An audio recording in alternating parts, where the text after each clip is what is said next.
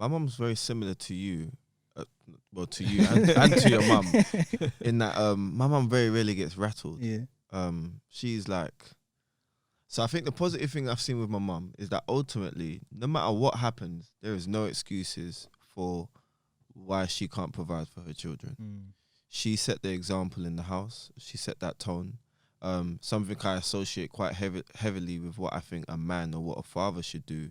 My mum taught me that.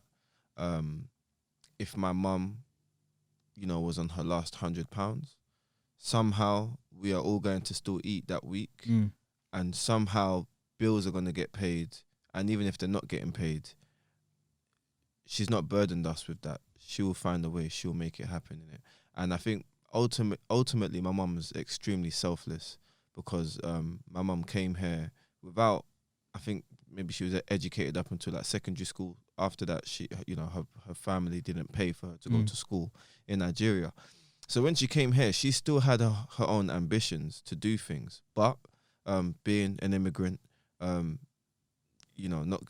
being a first class citizen in that sense, having to work unfortunately to make things happen. She couldn't just go off and go and study like how she wanted to, whatever.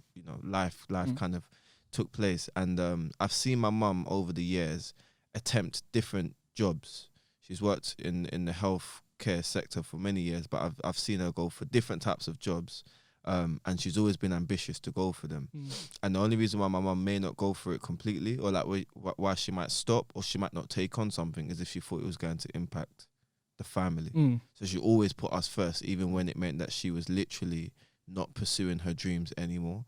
And I think that selflessness from my mum, and just her being accountable and responsible, in the way that a mother and a father should be, I think she did that job very well. That's one thing that I would definitely try and apply to my family. And one of the things that I think I really appreciate my mum for, which is interesting with my mum, because my mum is not and wasn't an affectionate woman.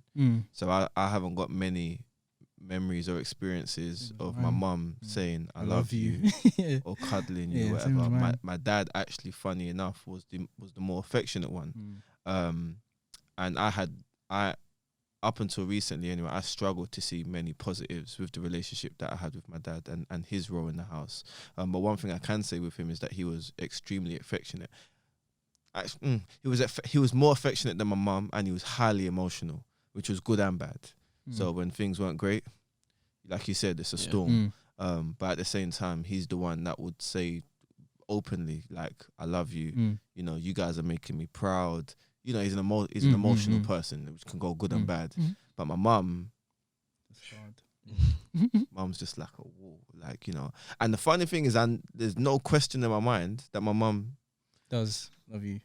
My mum loves us. Yeah, to of course, death. But the way she displays it, exact same. Not very. And so one of the things I won't do is represent love in the way that my mum did in its entirety. Like, I would take the good things in the way that she was selfless.